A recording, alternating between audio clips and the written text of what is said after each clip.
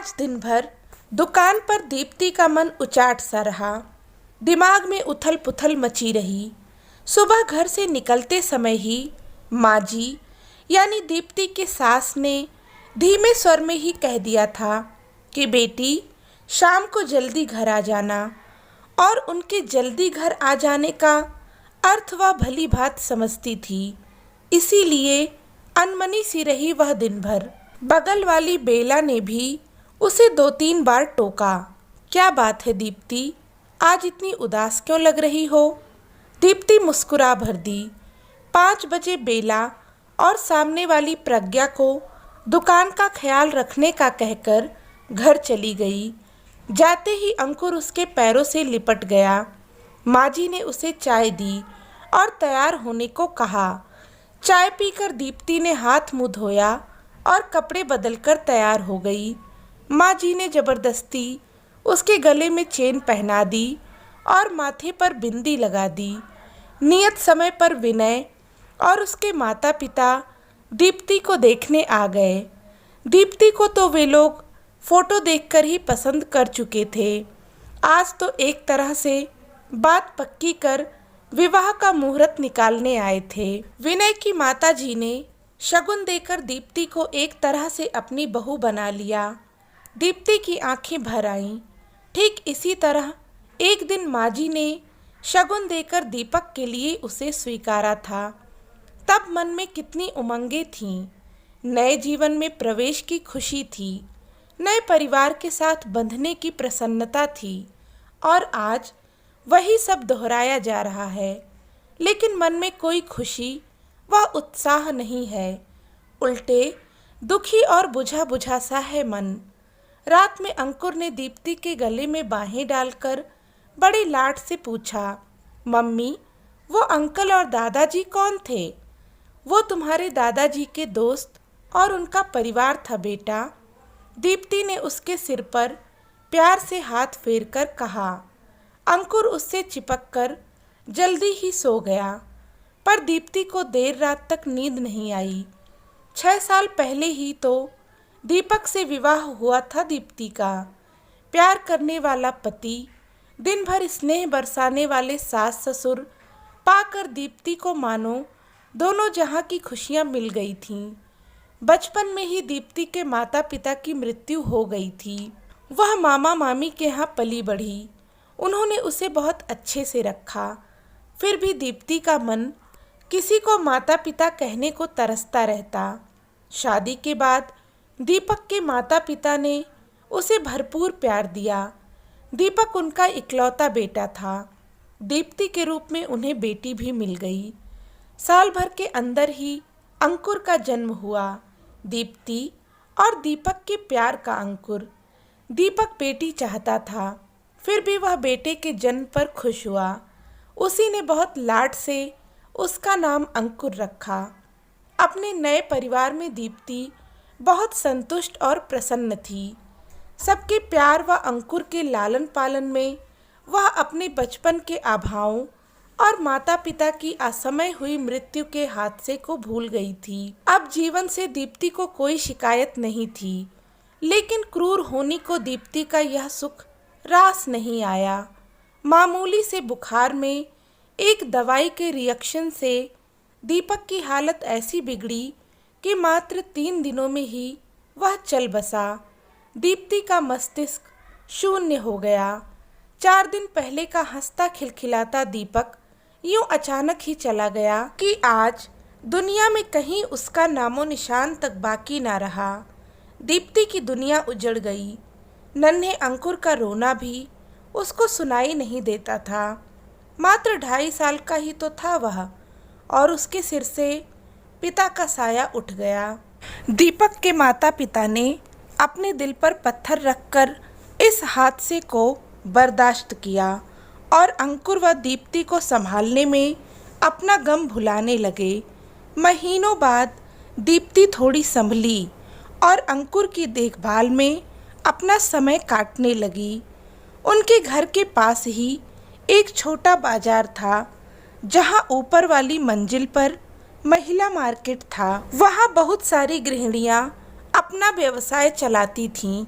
कोई parlour boutique, तो कोई सिलाई पेंटिंग क्लास। घरेलू काम से निवृत्त होकर औरतें अपनी अपनी दुकानों पर आ जाती। सब सहेलियां बैठी रहती, आपस में दुख सुख भी बांट लेती और कुछ रचनात्मक काम भी हो जाता। दीप्ति के ससुर जी ने भी उसे वहाँ एक दुकान दिलवा दी। दीप्ति नियम से अंकुर को स्कूल भेजकर दुकान पर आ जाती। दिन भर ग्राहकों में और आसपास की औरतों से बातें करने में बीत जाता। बेला और प्रज्ञा से तो उसकी अच्छी घनिष्ठता हो गई थी। अब वह फिर से सामान्य होने लगी थी, लेकिन माँ और पिताजी को उसके भविष्य की चिंता सताने लगी थी। वे उसके पुनर्विवाह के लिए लड़का ढूंढने लगे। उनकी चिंता भी स्वाभाविक ही थी, क्योंकि वह मात्र 26 साल की ही तो थी अभी। पहाड़ सी जिंदगी वह अकेले कैसे काटती। दीप्ति दोबारा विवाह करने के लिए बिल्कुल तैयार न थी, पर सास ससुर के तर्कों और याचना के आगे उसे झुकना पड़ा। 2-4 जगह खोज खबर करने के बाद उन्हें विनय और उसका परिवार बहुत अच्छा लगा। सारी बातें तय हो गईं, विवाह की तिथि पक्की हो गई। तब एक दिन माँ ने बताया कि विनय अंकुर को अपनाने के लिए तैयार नहीं है। दीप्ति पर तो मानो वज्रपात ही हो गया। उस मासूम से तो पिता का प्यार छीन ही लिया किस्मत ने, अब माँ भी छिन जाएगी। माँ, मैं यह विवाह नहीं करूँगी। मैं अंकुर से अलग नहीं रह सकती। विनय से कहिए, अगर मुझसे विवाह करना है तो मेरे अंकुर को भी अपनाना पड़ेगा, वरना इस रिश्ते से मुझे कोई दिलचस्पी नहीं है। दीप्ति ने साफ सपाट शब्दों में कह दिया। ऐसा मत बोल बेटी, हम हैं ना अंकुर के साथ। सब जगह तुम्हारे विवाह की खबर हो चुकी है और मुझे विश्वास है कि तुम अपने अच्छे व्यवहार से विनय का मन जीत लोगी, तो एक दिन वह अंकुर को अवश्य अपना लेगा। तब अंकुर को माँ पिता दोनों मिल जाएंगे। माँ ने दीप्ति को समझाया। बेबस दीप्ति माँ के तर्कों के आगे हार गई और उनके गले लगकर रो दी। अंकुर के बारे में सोचकर उसका कलेजा मुंह को आने लगा। 15 दिन बाद ही एक सादे समारोह में दीप्ति और विनय का विवाह हो गया। कुछ दिन विनय के माता पिता दोनों के साथ रहे, फिर वापस दिल्ली चले गए। दीप्ति नए घर, नए परिवेश और नए रिश्ते में अपने आप को ढालने का प्रयत्न करने लगी। विनय बहुत समझदार, प्यार करने वाला और ध्यान रखने वाला जीवन साथी था। दीप्ति बहुत खुश थी। बस यही बात उसे रह रह कर कचोटती रहती थी कि काश विनय उसकी ममता की तड़प को भी समझ पाता और अंकुर को भी अपना लेता। वैसे दीप्ति को इस बात की तसल्ली थी कि विनय उसी शहर में रहता था। उसके ऑफिस जाते ही घर के काम करके वो अपनी दुकान पर चली जाती।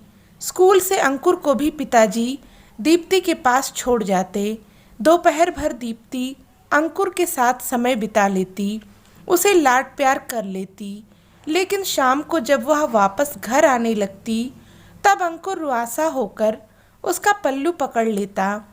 तब दीप्ति का कलेजा तार तार हो जाता। बड़ी मुश्किल से वह भरी आंखों से फिर मिलने का वादा कर उससे विदा लेती। रात भर अंकुर का रोता चेहरा उसके सामने घूमता रहता और वो सो नहीं पाती। कुछ महीने इसी तरह बीत गए। एक दिन दीप्ति को पता चला कि वह माँ बनने वाली है। विनय की खुशी का ठिकाना ना रहा। वह दीप्ति का हर तरह से ख्याल रखता। कुछ और महीने बीतने पर दीप्ति का दुकान पर जाना बंद हो गया और अंकुर से मिलने का जरिया भी। कभी कभी माँ पिताजी अंकुर को दीप्ति के घर ले आते, पर रोज रोज तो यह संभव नहीं था। उसका हृदय विकल रहता। नियत समय पर दीप्ति ने एक बेटे को जन्म दिया। इस समय विनय के माता पिता उसके पास आ गए। जब सोनू 3 महीने का हो गया, तब वे लोग वापस चले गए। अब दीप्ति दिन भर सोनू के देखभाल में लगी रहती। सोनू की देखभाल के दौरान उसे हर पल अंकुर का लालन पालन याद आता और वह तड़प उठती। वह दोपहर में अक्सर सोनू को सीने से लगाकर अंकुर की याद में रोती रहती। उसके मन में अंकुर के बचपन की स्मृतियां सजीव हो जाती। वह उसकी मासूमियत भरी बातें सुनने को तरस जाती। जीवन साथी मिलने और दोबारा माँ बनने के बावजूद वो अधूरी थी। विनय ऑफिस से आकर घंटों सोनू के साथ खेलता रहता। रात में भी उठकर उसे संभालता, उसे घुमाने ले जाता। सोनू अब 5 महीने का हो गया था। उसकी किलकारी से घर गूंजता रहता। सोनू को वैक्सीन लगवाने के बाद दीप्ति घर लाई तो उसे बुखार हो गया। वह सारा दिन रोता रहता और चिड़चिड़ करता रहता। दीप्ति उसे संभालते संभालते बहुत थक गई थी। विनय, अगर आप इजाज़त दें तो मैं कुछ दिनों के लिए माँ के यहाँ हो आऊँ। वहाँ सोनू की देखभाल भी ठीक से हो जाएगी। उसने विनय से पूछा। हाँ दीप्ति, हो आओ, तुम्हें भी थोड़ा आराम मिल जाएगा। बहुत थक गई हो तुम। मेरी चिंता मत करना, ऑफिस का कैंटीन बहुत अच्छा है, मैं वहीं खा लिया करूँगा। विनय ने सहर्ष अनुमति दे दी। दीप्ति खुशी खुशी सोनू को लेकर माँ के घर आ गई।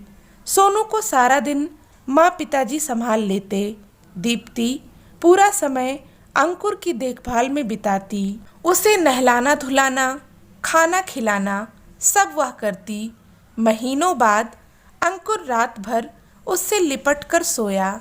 वह उसे नई नई कहानियाँ सुनाती। दीप्ति बहुत खुश थी और उसकी ममता भी पूर्ण रूप से संतुष्ट थी।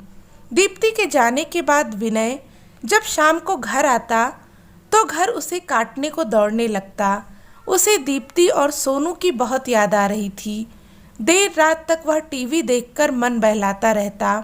रात में सोता तो उसे नींद में भी लगता कि जैसे सोनू रो रहा है या कुनमुना रहा है और वह चौंक कर जाग जाता।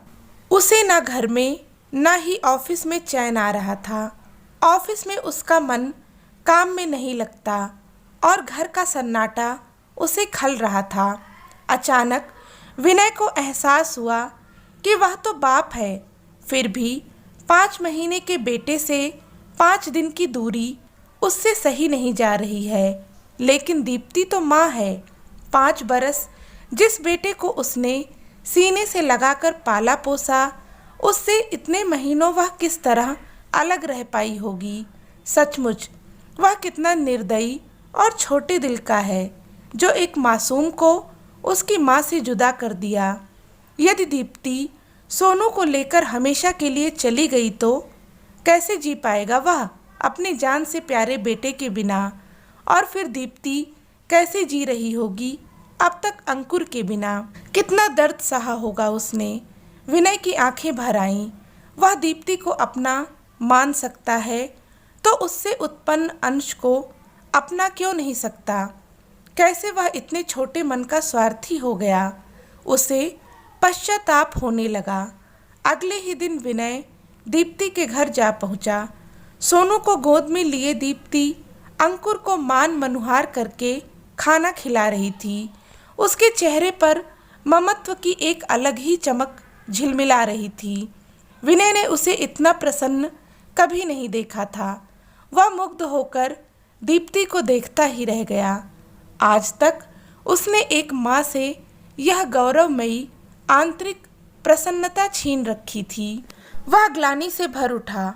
विनय पर नज़र पड़ते ही दीप्ति का चेहरा बुझ सा गया और अंकुर ने भी सहम कर उसका आंचल पकड़ लिया। विनय ने मुस्कुराकर अंकुर के सिर पर हाथ फेरा तो वह दीप्ति से सटकर खड़ा हो गया। तुम्हारे बिना घर बहुत सूना सूना लग रहा है। अब तो सोनू की तबीयत भी ठीक है, चलो घर चलें। विनय ने दीप्ति से कहा। आप माँ को ले जा रहे हैं। अंकुर की आंखों में आंसू भर आए। केवल माँ को ही नहीं बेटा, आपको भी घर ले जाने आया हूँ। अब से आप भी माँ के साथ ही रहेंगे। विनय ने प्यार से कहा। सच अंकल, अंकुर प्रसन्न हो गया। अंकल नहीं, पापा बोलो बेटा, मैं तुम्हारा पापा हूँ। विनय ने उसे गोद में उठाकर प्यार से कहा। दीप्ति आश्चर्य से विनय की ओर देख रही थी। मुझे माफ़ कर दो दीप्ति, मैं बहुत स्वार्थी था। आज तक मैंने माँ बच्चे को एक दूसरे से अलग रखा। मैं तुम्हारा अपराधी हूँ। सोनू से अलग होकर मुझे अपने बच्चे से दूर रहने के दर्द का एहसास हुआ। मैं अपने दोनों बेटों को घर ले जाना चाहता हूँ। सोनू के बिना मैं 4 रात नहीं रह सका। तुम अंकुर के बिना साल भर तक कैसे रह पाई होगी। बस अब तुम्हें और तकलीफ नहीं दूंगा। विनय के स्वर में क्षमा याचना थी। दीप्ति इस अप्रत्याशित खुशी को पाकर रो ही पड़ी।